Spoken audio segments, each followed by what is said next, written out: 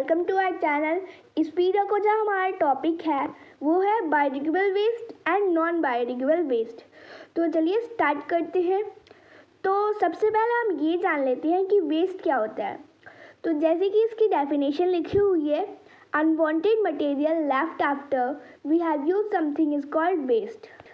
तो इसका मतलब कि ऐसी चीज़ें जो कि हमारे यूज़ करने के बाद भी रह जाती हैं, मतलब हमारे काम की नहीं रहती, उसे हम कह सकते हैं कि वो वेस्ट है।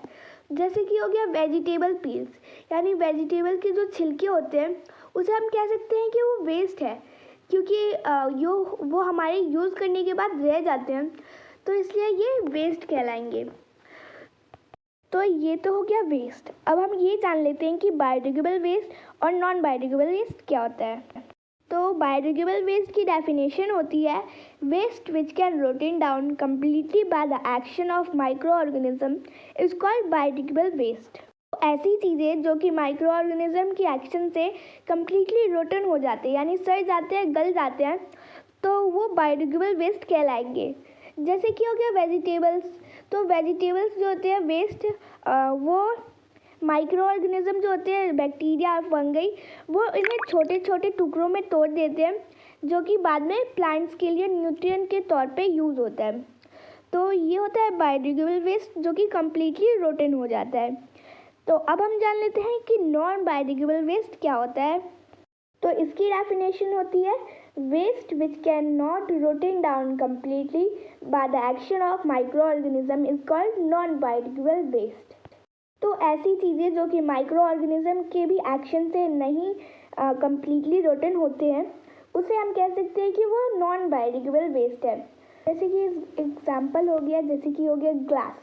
तो ग्लास जो होता है वो भी माइक्रो ऑर्गेनिज्म के एक्ट से वो कम्प्लीटली रोटन नहीं हो जाता। तो वो ग्लास, प्लास्टिक, ये सभी जो हो गए वो वेस्ट के मतलब नॉन बायोडिग्रेडेबल वेस्ट कहलाएंगे, क्योंकि माइक्रो ऑर्गेनिज्म के एक्ट से ये सब कम्प्लीटली रोटन नहीं होते।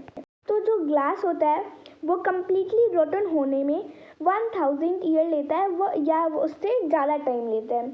और जैसे कि जो प्लास्टिक है, वो प्लास्टिक सबसे ज़्यादा टाइम लेता है, वो 1 मिलियन या उससे ज़्यादा टाइम लेता है कम्प्लीटली रोटन होने में।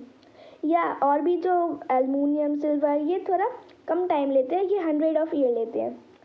तो ऐसी चीज़ों को हमें मतलब यूज़ नहीं करना चाहिए जो कि कम्प्लीटली रोटन नहीं हो सकते, ये हमारे लिए हार्मफुल हो सकते हैं।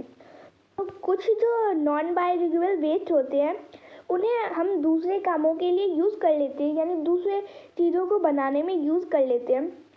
तो ऐसी चीज़ें जो कि हमारे लिए हार्मफुल हो उसे यूज़ नहीं करना चाहिए। जैसे कि ये दोनों बिन्स जो आपको दिख रहे हैं, तो एक पे लिखा हुआ है बायोडिग्रेडेबल एंड दूसरे पे लिखा है नॉन बायोडिग्रेडेबल। तो ये जो ग्रीन बिन है वो बायोडिग्रेडेबल वेस्ट के लिए होता है और ये ब्लू बिन नॉन बायोडिग्रेडेबल वेस्ट के लिए। तो ये हमारे यूज़ के लिए बनाया गया है। तो हमें जो नॉन बायोडिग्रेडेबल वेस्ट है वो ब्लू बिन में डालना चाहिए और बायोडिग्रेडेबल वेस्ट है वो ग्रीन बिन में। ये हमको और हमारे नेचर को दोनों को सेफ रखता है। सो एंड आई होप आपको ये समझ आया हो और आप इस वीडियो को लाइक करें और चैनल को सब्सक्राइब करें। Thank you.